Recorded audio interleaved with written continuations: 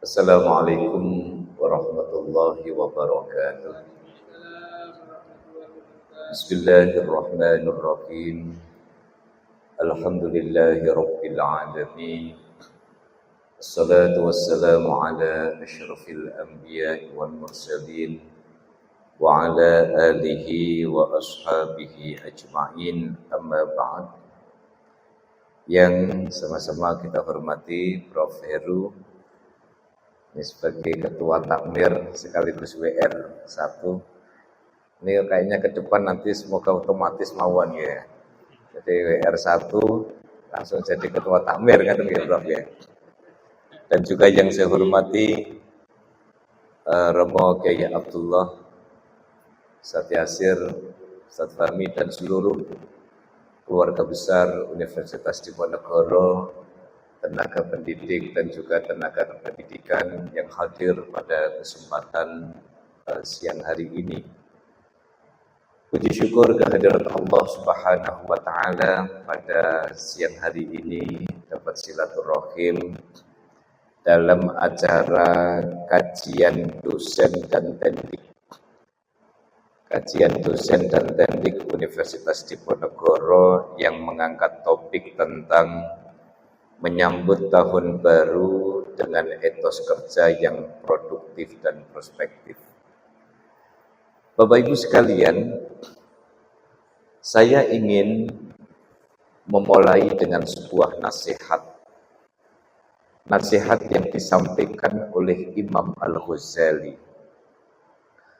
bahwa fondasi yang harus dikokohkan bagi manusia ketika ingin mencapai target apapun itu adalah as-sa'adah. As-sa'adah ini bahasa santri, kalau di Undip ini bahasanya the happiness. Jadi ternyata Imam Al-Ghazali melakukan sebuah riset terhadap beberapa orang yang punya obsesi, punya target, punya ambisi dan apapun itu. Ternyata untuk sampai kepada level itu kuncinya sesungguhnya satu, yaitu kebahagiaan, as-sa'adah. Kalau bicara soal kebahagiaan, saya lihat yang hadir di sini dari raut mukanya ini rasa-rasanya sudah selesai dengan dirinya sendirilah. Urusan ekonomi sudah selesai. Ini ujian akhir semester juga sudah selesai. Tadi Pak Fahmi cerita ini sudah selesai. Kalau di UIN Wali Songo ini sudah tinggal pekan depan ini input nilai lah ya. Maka ini menjadi kunci. Riset yang dilakukan oleh Imam Ghazali itu beberapa tahun mengatakan bahwa kunci yang harus dimiliki oleh seseorang di dalam mencapai apapun adalah kebahagiaan. Maka kajian pada siang hari ini, sebelumnya Prof. Heru, saya jujur ketika saya dapat flyer ini dari Mas Lutfi, saya kok seneng melihat ada kajian, lalu kemudian ada pembinaan, tetapi tempatnya di masjid. Karena di kampus ini kan biasanya punya banyak meeting room, apalagi di Undip itu kan sudah tinggal milih. Ini artinya semoga ini menjadi bagian dari semangat bahwa masjid ini, saya kalau boleh urun rembuk nih Prof. Heru, masjid ini sudah saatnya menjadi laboratorium besar. Jadi orang hadir itu tidak hanya bicara soal iktikaf, tidak hanya bicara soal buka bersama, tetapi bagaimana masjid, apalagi kelasnya punyanya Undip. Masjid kampus ini kemudian menjadi laboratorium besar. Nah, soal anggaran kan nanti tinggal tiktokan sama WR2 ya Prof ya. Bagaimana Sugeng Rawuh ya Fauzan? Bagaimana kemudian masjid itu menjadi laboratorium besar, orang bicara tentang politik, tentang riset apapun, saya kira masjid harus dikembalikan kepada identitasnya sebagai laboratorium besar untuk menyelesaikan berbagai persoalan sebagaimana pada zaman Rasulullah Shallallahu Alaihi Wasallam. Bapak Ibu sekalian, saya kembali kepada risetnya Imam Ghazali. Ternyata Imam Ghazali menyimpulkan bahwa dari sekian banyak faktor, ada satu faktor utama yang akan menentukan tercapai tidaknya sebuah target. Apa itu? Happiness, kebahagiaan. Maka Imam Al-Ghazali kemudian memberikan beberapa advice, beberapa nasihat kepada kita. Misalnya kalau topik yang dipilihkan di sini bagaimana kemudian menyambut 2026, okay, dengan etos kerja yang produktif dan prospektif. Maka sedikitnya ada 4 hal, karena ini waktunya sangat terbatas. Jadi ini yang mestinya disampaikan 4 SKS, ini jamak qosor ini kan. Jadi ini jamak qosor. Ada 4 hal yang sebenarnya harus dimiliki oleh seseorang agar memiliki the real happiness, kebahagiaan yang hakiki. Apa itu? Yang pertama adalah having a good intentions. Orang harus punya niat yang baik. Bapak Ibu, apapun profesi kita, yang dosen, yang pendik, sesungguhnya Undip ini adalah bagian dari rumah besar dan masjid besar untuk Bapak Ibu sekalian mengabdi. Dapur mengepul dari Undip. Anak selesai studinya dari Undip. Kebutuhan terpenuhi sumbernya dari Undip. Maka pesan dari Imam Al-Ghazali, kunci yang pertama agar kita mendapatkan the real happiness itu, yang pertama adalah having a good intention. Kita memiliki niat yang baik. Rasa-rasanya berat Bapak Ibu, kalau di dalam hidup ini kita hanya terjebak kepada persaingan-persaingan yang tidak sehat, seperti yang di TV-TV itu, seperti yang di film-film itulah. Maka bagaimana kemudian having a good intention ini menjadi fondasi orang akan memiliki kebahagiaan. Ya, orang akan memiliki kebahagiaan ketika panjenengan keluar dari rumah menuju ke Undip, lalu di situ ada niat. Kan ada Bapak Ibu, saya tidak tahu apakah ini juga jenengan rasakan, ada yang merasakan bahwa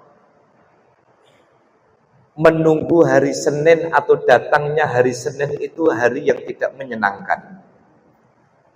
Ya Bu, hari Jumat hari yang menyenangkan karena besoknya Sabtu dengan Ahad panjenengan bisa healing-healing, hal-halan, ya, kulineran. Kalau kulineran sepertinya kalau jenengan minta referensi Mas Lutfi cocok, karena saya lihat ini kemarin saya ketemu masih double XL, sekarang sudah triple XL.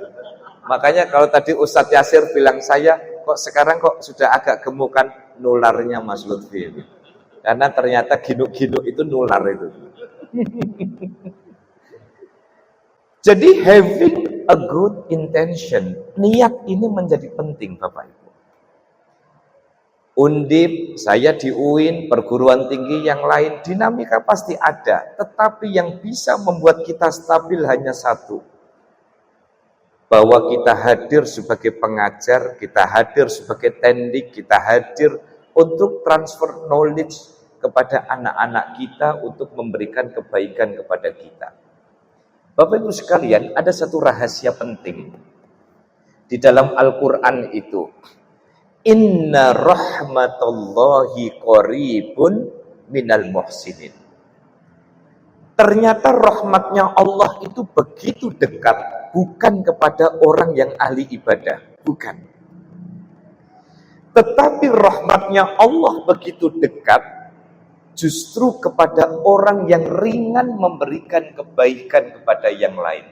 Maka kalau Bapak Ibu datang dari rumah, berangkat ke Tembalang, atau mungkin ada yang berangkat ke peleburan, dan pada saat itu kita niatin satu, apa? Saya hari ini ingin memberikan values kepada orang lain.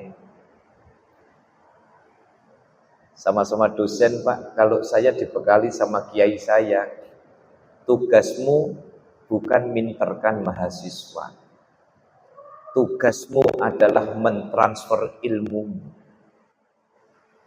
Maka kadang saya diwelehno Prof. Heru, karena saya kadang dengan mahasiswa, misalnya kita bisa bimbingan ada di mana. Kalau bimbingan bisa di kafe, bimbingan bisa di kantin, bimbingan bisa di rumah, bimbingan di ini.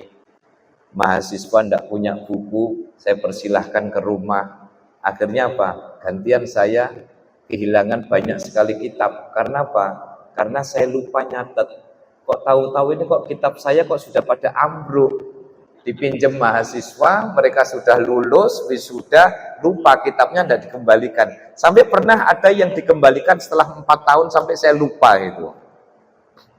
Maka mari yang pertama, kita mau menatap 2026 dengan target apapun, kembali kepada pesan Imam Al-Ghazali bahwa kunci kebahagiaan yang pertama adalah having a good intention. Kita harus punya niat yang baik bahwa mengajar itu adalah ibadah. Mengajar itu adalah pengabdian, mengajar itu adalah misi yang luar biasa yang disenangi oleh Rasulullah Shallallahu Alaihi Wasallam. Yang kedua, untuk mendapatkan performa tercapainya sebuah target setelah having a good intention, yang kedua adalah having a good family, memiliki keluarga yang bahagia. Ciri orang yang bahagia dengan keluarganya itu orang yang betah lama di rumah. Nggih. Nyon sewu Bapak Ibu, kalau ada dosen maupun tendik kok berangkatnya terlalu gasik sampai diundip, itu bisa jadi karena disiplin atau bisa jadi karena rak patek betah ning omah. Nah gitu nggih. Nggih. Ngeten iki nanti kita bisa jadi bahan ledekan teman-teman yang ada di Undip ini. Lek jenengan kok mangkat gasik iki, oh cakene disiplin kok, disiplin apa rak betah ning omah. Nggih. Atau pulangnya telat, pulangnya malam, pulangnya selalu habis maghrib, pulangnya selalu habis. Maka saya, tapi ini tidak diundip ya, di kampus saya ini, tapi ini juga tidak bisa dipertanggungjawabkan. Saya pernah melakukan riset kecil-kecilan. Nyon sewu nggih Bu, nyon sewu Bu, karena ini sedikit agak nyenggol ibu-ibu. Saya itu sama teman saya pernah melakukan riset kecil-kecilan gara-gara sering mendapatkan keluhan dosen galak. Dosennya galak, nilainya pelit, gitu. Di WA nggak pernah dibales, kalau ditemuin susah. Saya kemudian melakukan riset kepada dosen-dosen ini, kecil-kecilan aja. Ya, riset main-main saja. Ternyata rata-rata ya, tapi ini wilayah domestik ya, wilayah domestik di kami. Galak, nilainya pelit, dihubungi susah, ditemuin susah, dan lain sebagainya. Itu ternyata rata-rata punya masalah dengan istrinya. Jadi dia di rumah itu jadi objek digalain sama istri, Prof. Heru. Karena dia dieksploitasi di rumah, akhirnya begitu sampai di kampus mencari objek eksploitasi. Ternyata bagi Imam Al-Ghazali sekian abad yang lalu, having a good family, ternyata Imam Al-Ghazali itu punya fokus bagaimana performa seseorang itu bisa bisa dilihat dari bagaimana kebahagiaan di dalam keluarga. Artinya apa? Artinya bahwa mendapatkan the real happiness. Mungkin Bapak Ibu sudah pernah nonton filmnya Will Smith, ya, The Pursuit of Happiness. Itu diangkat dari kisah nyata pialang saham, dibintangi oleh Will Smith, dan bagus betul ini film. Bagi saya sangat inspiring. Karena apa? Karena beliau ingin mengajarkan kepada kita tentang bukan happiness, tetapi the pursuit of happiness, proses untuk mendapatkan bahagia. Maka kunci as-sa'adah atau happiness bagi Imam Al-Ghazali yang menjadi dasar penting itu adalah having a good family. Dia memiliki keluarga yang bahagia. Maka Bapak Ibu sekalian, ini menjadi penting sebab saya dan panjenengan bekerja untuk siapa sih kalau bukan untuk keluarga? Betul enggak, Bu? Betul-betul, Bu? Dapat gaji, dapat tunjangan, dapat remunerasi, gitu. Kalau bukan kembalinya kepada keluarga, buat siapa lagi? Maka Rasulullah Shallallahu Alaihi Wasallam itu menjadi tokoh yang hebat betul. Bagaimana kehangatan Rasulullah kepada keluarganya? Rasul itu kalau kepada Sayyidah Khadijah, ya, kepada Sayyidah Aisyah, itu ibaratnya kalau urusan makan, kalau bisa makan bareng, kenapa harus sendiri-sendiri? Bagaimana kehangatan Rasul dengan cucu-cucunya? Bagaimana Sayyidina Hasan, Sayyidina Husain? Bagaimana Rasul ketika dikasih oleh-oleh oleh Khalid bin Walid, Rasulullah Shallallahu Alaihi Wasallam ingatnya apa? Saya dikasih anggur ini kalau aku berikan kepada istriku di rumah, pasti dia bahagia. Makanya bapak-bapak, ibu-ibu, jenengan kalau dapat snack di Undip, kok ingat istri di rumah, itu sudah bagian dari sunnah Rasul. Jadi jenengan kalau pengen ikut sunnah Rasul, kata guru saya, Profesor Dr. Umar Hashim, okay, saya kasih bocoran, ini rak bolo mboten tak kandhani ini. Derek sunnah Rasul itu gampang sekali. Apa kuncinya? Jadi manusia normal itu sudah sunnah Rasul. Kalau kita pakai baju yang jubah gamis itu derek akan sunnah Rasul ketika di Madinah. Tapi kalau jenengan pakai sarung, pakai baju koko, nah itu sunnah Rasul ketika di Hunain. Okay. Sunnah Rasul yang lain, Rasul itu suka halan-halan healing-healing. Suatu hari Sayyidah Aisyah agak jenuh di rumah, Rasul kemudian bilang, ya, kalau kau sedang bosan di rumah, aku ajak keliling. Akhirnya apa? Diajak jalan-jalan oleh Rasulullah sambil naik unta. Itu sunnah Rasul. Jenengan yang suka kulineran, loh, Rasul itu hobi makan, Prof Heru. Dan menu yang disenengin Rasul itu sate kambing. Kambing guling. Cuman bedanya kalau Rasul itu makannya sate kambing polosan, tapi kalau Mas Lutfi harus ada gajih sama jeroannya. Nah, ini bedanya Rasul sama umatnya Rasul.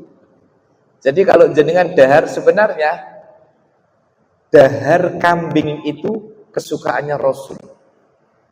Bagian punuk sama bagian paha itu kesukaannya Rasul, tapi memang Rasul itu tidak makan gaji, tidak makan jeruan, Ustadz Yasir.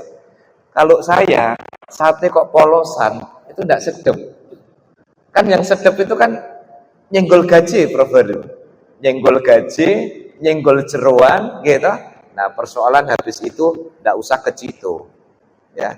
Bismillahilladzi la yadurru ma'asmihi syai'un fil ardi wala fis sama'i wa huwas samiul alim. Awatan ya. Jadi kalau saya ditanya bagaimana mengikuti sunnah Rasul, jadi manusia normal kita di Jawa ini itu sudah sunnah Rasul semua. Rasul suka bertetangga nonggo. Rasul itu kalau pagi-pagi, okay, kalau pagi-pagi itu hobinya apa? nyamperin umat-umatnya di sekitar beliau, yang sakit didoakan, yang punya masalah ditanya, jenengan punya masalah apa. Maka kembali yang kedua, kunci untuk mendapatkan as-sa'adah sebagai dasar mencapai target, termasuk meningkatkan etos kerja di Undip 2026, having a good intention, having a good family, memiliki keluarga yang bahagia. Kita tidak usah ngoreksi siapapun Bapak Ibu. Sebenarnya paling fair adalah kita ngoreksi keluarga kita masing-masing. Yai Fauzan, saya itu punya teman niki singa panggung. Nah, Yai Fauzan ini termasuk juga singa panggung. Kalau sudah meraung di atas ini kan semuanya tidak ada yang ngantuk. Saya punya teman itu singa panggung juga. Di rumah Pak Fahmi, beliau itu jadi singa. Tapi begitu masuk rumah jadi Hello Kitty. Ada itu. Satu hari beliau itu ngerokok, sebat. Lagi ngerokok, jejer beberapa orang, 4 orang. Baru sak sedotan, itu langsung digecek. Loh, kenapa Pak kok digecek Pak? Wah lah kayak RI 1 lewat kok. Jadi istrinya tuh dari kejauhan itu. Karena kalau nggak dikecek Pak, urusan domestik di dalam rumah tangga, nanti urusannya akan ramai. Itu bukan indikator satu-satunya, tetapi stabilitas keluarga ini menentukan stabilitas kita di tempat kita kerja. Meskipun saya tadi meriset 5 orang Pak, kenapa ada korelasi antara kasih sayang seorang dosen itu kepada mahasiswanya itu ditentukan oleh kualitas happiness dosen tersebut di dalam keluarga. Ngepasi kok 5 yang dilaporkan ke saya riset kok tidak ada yang meleset. Kok tidak ada yang meleset. Meskipun ini tidak bisa dipublikasikan di jurnal Pak Fahmi ya. Ini tidak bisa dipublikasikan di jurnal, wong ini riset main-main kok. Tetapi Imam Al-Ghazali menyatakan bahwa performa seseorang ditentukan ketika dia memiliki having a good family. Dia punya keluarga yang bahagia. Sudah 2 ya? Having a good intention, having a good family. Yang ketiga, karena ini durasinya udah jalan terus ini. Saya tadi udah diwanti-wanti setengah jam, maksimal 45 menit. Yang ketiga, saya tahu Bapak Ibu karena kajian jam segini ini terhitung masa-masa kritis, karena ini waktunya makan, karena logika tanpa logistik anarkis, gitu. Makanya stamina dan pertamina ini harus imbang. Yang ketiga, ini nanti ada 4. Kalau yang ketiga berarti jenengan boleh bernafas lega karena ini berarti sebentar lagi selesai. Yang ketiga adalah having a good circle, memiliki circle yang positif. Bapak Ibu, godaan teamwork, apakah perusahaan, apakah kampus, satu circle. Tapi percayalah, persinggungan antara satu individu dengan individu yang lain, itu seringkali ujung-ujungnya tidak jauh-jauh bisa babil mali wal jah, harta dan kekuasaan.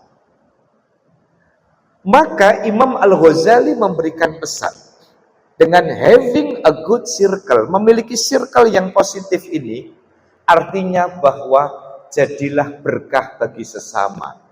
Kalau di dalam satu fakultas antara dekan, wakil dekan dengan tendik dengan para dosen bisa fastabiqul khairat, bisa tawasau bil haqqi wa tawasau bis sabr, maka akan mendapatkan keberkahan, kebahagiaan. Sebab napa? Rizki seseorang tidak pernah bisa direbut oleh orang lain. Makanya Ustadz Yasir dulu saya masih ingat ketika kita masih rutin kajian Senin sore, apa kabar Senin sore? Sudah tidak ada itu ya. Saya tuh kalau ingat kajian Senin sore itu kok berkesan sekali ya. Tidak banyak tapi mentes. Tidak tahu, jangan-jangan Prof siapa dulu yang koja? Prof Abdullah. Masih? Apa sudah pensiun ya? Iya, maksud saya masih itu apa namanya, masih dinas atau sudah pensiun? Oh, Desember ini pensiun ya. Jadi saya senang menggunakan istilah gaji dengan rizki, itu dua hal yang berbeda. Gaji itu yang masuk ke dalam rekening kita. Apakah bisa hidup kita cukup dengan gaji? Sama sekali tidak. Percuma Pak, 1 bulan gaji ratusan juta, gaji plus tunjangan plus ini ratusan juta, tapi satu, punya istri jutek, punya anak sulit dinasihati, gitu, masih harus cuci darah seminggu 3 kali untuk ketemu dengan anak. Saya pernah satu hari diundang satu kajian di sebuah perumahan mewah 3 lantai, TV-nya itu lebih besar daripada lemari saya, tapi dia minta topik apa? Rumahku surgaku. Gara-gara apa? Rumah 3 lantai, tetapi serasa dia hidup di tipe 21. Suami untuk ketemu dengan istri sulit Pak. Suami ketemu dengan istri sulit. Istri dengan kumpulan sosialita, suaminya kumpulan main golf, anaknya diajak jalan-jalan sudah sulit karena sudah punya klub mobil sendiri. Maka rezeki kita tidak akan pernah direbut oleh teman kita. Maka buat apa kemudian kita tidak membangun hubungan yang baik? Apalagi terkadang satu dengan yang lain saling tidak rukun, satu dengan yang lain saling melapor, satu dengan yang lain saling gembosi, satu dengan yang lain black campaign. Bapak Ibu, kita tidak akan menjadi lebih gagah dan barokah hanya dengan menginjak satu teman kita. Rizki kita tidak akan bertambah. Gaji boleh tambah, tetapi rizki tidak akan bertambah barokahnya ketika kita tidak memegang having a good circle. Wallahu fi aunil abdi madamal abdu fi auni akhi. Bukankah Allah turun tangan ketika tangan kita ringan untuk fastabiqul khairat, menolong kepada orang lain? Maka rumusnya harus diubah, kata Imam Al-Ghazali. Apa itu?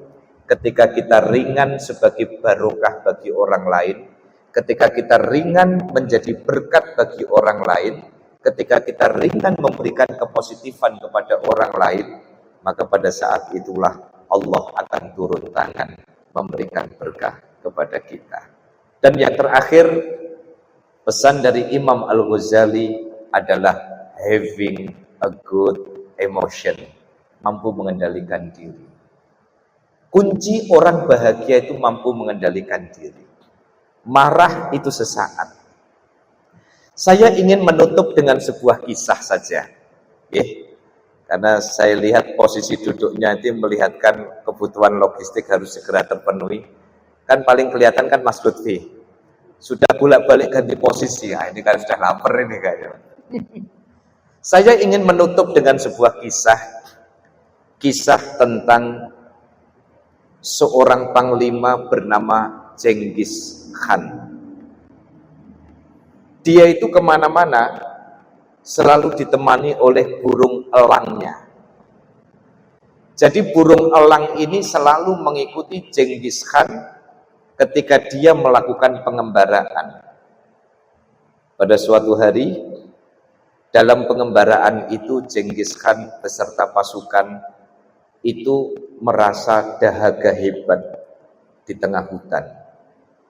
Tidak ada minum yang bisa diteguk, tidak ada sumber air yang bisa ditemukan. Akhirnya ketemulah Genghis Khan bersama tentaranya itu di sebuah lembah kecil bebatuan, tetapi di situ airnya sangat jernih. Sontak bahagia Genghis Khan ketika mendapati air itu, lalu dia mengeluarkan cangkirnya. Cangkir ini kemudian oleh Genghis Khan dipakai buat mengambil air. Begitu air diambil dengan cangkir ini, burung elang yang mengikuti Genghis Khan itu langsung nendang cangkir itu. Padahal Genghis Khan itu sudah siap meminum air ini, tapi ditendang oleh burung elang ini. Kali pertama begitu, kali kedua begitu, kali ketiga begitu. Jengkel, Pak. Genghis Khan jengkel karena apa? Emosinya dipantik oleh perilaku si burung elang ini. Saya ini haus, mau minum, tapi kenapa selalu cangkirnya ditendang sama burung elang yang mengikuti? Akhirnya tanpa pikir panjang, Genghis Khan kemudian membunuh burung elang ini. Puas? Tidak. Masih ada emosi Genghis Khan karena merasa diganggu oleh burung elang ini. Hingga akhirnya Genghis Khan ini melihat di mana letak jatuhnya bangkai burung elang itu, di atas.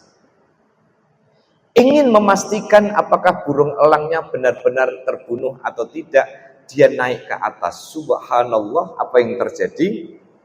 Ketika dia mendapati bangkai burung elang di atasnya itu, disitulah Genghis Khan melihat bahwa di atas ada bangkai ular yang mati, mulutnya menganga, berada di saluran air itu. Disitulah dia berpikir, mungkin dengan cara tadi burung elang ingin menyelamatkan nyawaku. Karena air itu pasti air yang mengandung racun. Karena mulut ular tadi terbuka, mungkin dengan cara ini aku diselamatkan oleh burung elang. Menyesal karena dia tidak mampu mengendalikan emosi. Apa pelajaran yang bisa kita ambil? Banyak orang hancur karirnya gara-gara emosi. Banyak suami istri bercerai gara-gara tidak mampu mengendalikan emosi. Banyak orang hebat harus diakhiri hanya gara-gara emosi. Maka Imam Ghazali memberikan pesan kepada kita, the real happiness bisa kita capai ketika kita memiliki having a good emotion. Maka 4 hal ini yang bisa menjadi kunci kita untuk mendapatkan kebahagiaan. Bahagia sebagai kunci orang memiliki performa terbaik, termasuk kiprah kita di kampus, kiprah kita di masyarakat, termasuk target-target apa di tahun 2026. Jangan lupa kuncinya adalah bahagia. Yang pertama, having a good intention, punya niat dan motivasi yang baik. Yang kedua, having a good family, memiliki keluarga yang bahagia. Yang ketiga, having a good circle, memiliki pertemanan yang positif. Dan yang keempat, having a good emotion, memiliki pengendalian diri yang baik. Saya kira ini yang bisa saya sampaikan. Cukup apa ada tanya jawab?